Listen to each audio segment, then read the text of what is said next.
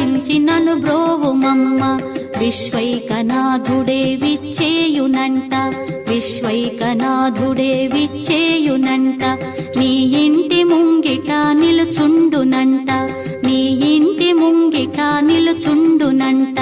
అన్నపూర్ణాదేవి అర్చింతునమ్మ, నా మనవి ఆలించి నన్ను బ్రోవుమమ్మ.